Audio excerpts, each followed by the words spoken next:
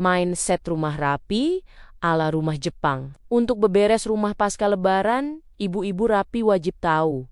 Sebelum lanjut, jangan lupa klik tombol subscribe, share, dan like ya. Makasih. Dan kita lanjut sekarang. Halo Bu Ibu semua. Semoga sehat dan bahagia terus ya. Lebaran baru saja lewat dan sekarang ruang tamu Ibu pasti sudah terlihat seperti medan perang yang dipenuhi remahan rengginang serta tumpukan kaleng biskuit yang isinya kerupuk mentah. Kita semua tahu perasaan lelahnya melihat rumah yang tadinya rapi mendadak jadi gudang penyimpanan raksasa setelah serbuan saudara dari penjuru kota. Mengacu pada metode penataan rumah Jepang yang menekankan pada ketenangan jiwa melalui kerapian. Sebenarnya sangat penting bagi kita untuk segera memulihkan kondisi rumah agar pikiran tidak ikut semrawut. Menata kembali rumah pasca perayaan bukan sekadar soal kebersihan, melainkan cara kita menghargai ruang hidup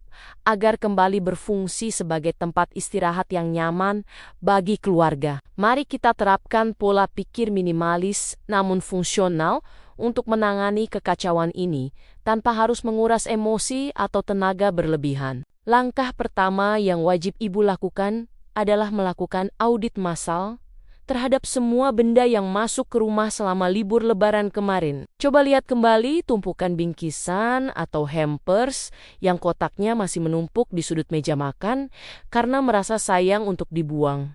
Padahal isinya sudah habis. Mindset Jepang mengajarkan kita untuk melepaskan benda yang sudah menyelesaikan tugasnya. Jadi segera sortir kotak atau plastik yang hanya akan jadi sarang debu. Jangan biarkan tumpukan kardus bekas sirup menetap terlalu lama di pojok dapur, seolah mereka sedang membayar sewa bulanan di rumah Ibu. Rumah kita adalah tempat tinggal untuk manusia, bukan museum nasional untuk koleksi bungkus makanan yang sudah kadaluarsa masanya. Kadang tanpa sadar, kardus-kardus itu makin hari makin bertambah, seakan berkembang biak sendiri dan mengambil alih ruang dapur yang seharusnya bersih, lega, dan nyaman dipandang. Awalnya cuma 1-2, tapi lama-lama jadi gunungan kecil yang bikin sumpek dan malas beres-beres. Padahal, semakin lama dibiarkan, semakin berat juga rasanya untuk mulai membereskannya. Yuk, mulai biasakan untuk langsung memilah dan membuang yang sudah tidak terpakai. Sisakan hanya yang benar-benar berguna, supaya dapur tetap rapi, sehat, dan enak dipakai beraktivitas setiap hari. Karena rumah yang bersih itu bukan soal sempurna, tapi soal kebiasaan kecil yang konsisten. Ibu perlu memperhatikan peralatan dapur dan alat makan yang jumlahnya mendadak berlipat ganda karena semua koleksi piring dikeluarkan saat jamuan. Seringkali kita merasa malas mencuci dan menyimpan kembali piring-piring besar tersebut ke dalam lemari paling atas karena saking banyaknya beban kerja. Padahal, membiarkan piring pesta menumpuk di rak pengering hanya akan mempersempit ruang gerak. Ibu saat mau masak menu harian yang sederhana, simpanlah kembali peralatan pesta tersebut ke tempat asalnya, agar meja dapur Ibu kembali luas dan mata tidak sepet melihat tumpukan keramik yang menghalangi jalan. Bayangkan, meja dapur yang kosong dan bersih itu seperti lembaran baru hidup kita setelah semua dosa dimaafkan saat silaturahmi kemarin. Masalah benda yang paling sering bikin pusing adalah tumpukan stoples kue yang isinya tinggal bubuk atau potongan remahan kecil di dasar wadah. Ibu sebaiknya segera memindahkan sisa-sisa kue tersebut ke dalam 1 atau 2 wadah kecil saja, agar stoples besar lainnya bisa dicuci dan disimpan. Jangan mempertahankan 10 stoples di meja tamu kalau isinya cuma tinggal harapan dan kenangan manis. Karena itu hanya akan membuat ruangan terlihat sangat penuh. Meja yang bersih dari deretan stoples kosong akan memberikan kesan rumah yang lebih segar dan siap untuk kembali ke rutinitas normal. Ruang tamu yang lega akan membuat ibu merasa lebih rileks saat duduk selonjoran sambil menonton televisi di sore hari, tanpa terganggu oleh barang-barang yang berserakan atau suasana yang sempit dan sumpek. Dengan ruang yang tertata rapi dan lapang, aliran udara terasa lebih segar.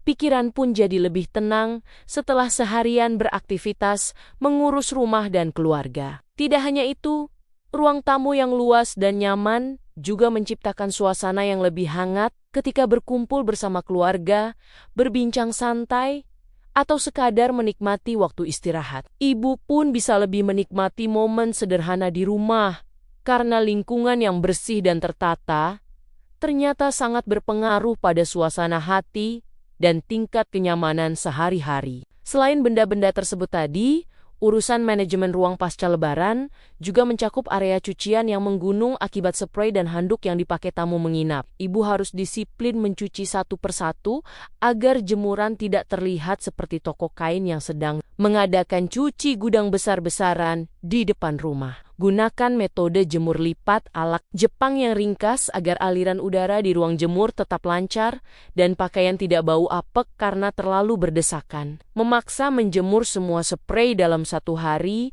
seringkali malah bikin kita emosi sendiri saat melihat awan mendung tiba-tiba datang tanpa diundang. Kerjakanlah secara bertahap, mulai dari bagian kecil yang paling mudah diselesaikan, lalu lanjutkan sedikit demi sedikit dengan penuh kesadaran dan tanpa terburu-buru. Tetaplah konsisten setiap hari, meskipun hanya beberapa langkah sederhana, karena kebiasaan kecil yang dilakukan terus-menerus akan memberikan hasil yang besar seiring waktu. Dengan cara ini, beban cucian tidak akan menumpuk dan terasa berat, sehingga pikiran ibu menjadi lebih tenang, rumah terasa lebih rapi, dan aktivitas sehari-hari pun menjadi lebih nyaman. Dengan menjaga ritme yang stabil dan tidak menunda-nunda, beban cucian ini tidak lagi terasa sebagai sesuatu yang melelahkan atau menakutkan, melainkan menjadi bagian dari rutinitas yang ringan dan terkendali. Dengan begitu, beban cucian ini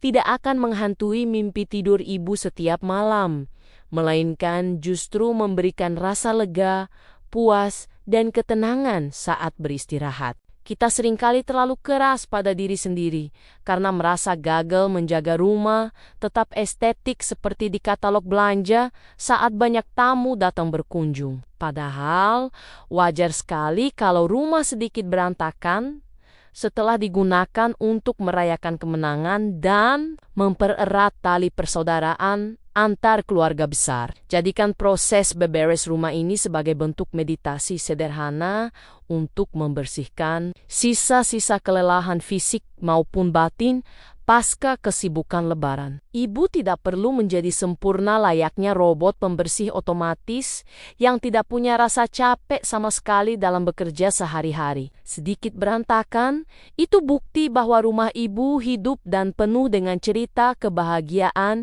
yang dibagikan bersama orang-orang tersayang. Kuncinya adalah jangan menunda untuk mengembalikan fungsi setiap ruangan ke posisi semula agar energi positif kembali mengalir ke seluruh penjuru rumah. Optimislah bahwa dengan sedikit demi sedikit membereskan barang, rumah ibu akan kembali menjadi istana yang paling menenangkan di dunia. Tetap semangat buat para pejuang kebersihan, karena setiap langkah kaki ibu saat memungut sampah adalah bagian dari ibadah menjaga amanah tempat tinggal. Mari kita tata kembali niat dan rumah kita agar suasana pasca lebaran ini tetap membawa kedamaian bagi seluruh anggota keluarga tercinta. Selamat berbenah dengan hati yang riang, dan jangan lupa sisakan waktu untuk sekadar minum teh hangat di pojok ruangan favorit. Kesabaran ibu dalam merawat rumah adalah pondasi utama keharmonisan yang tidak bisa dinilai dengan materi apapun di dunia ini. Terima kasih sudah dengerin cerita dan curhatku hari ini.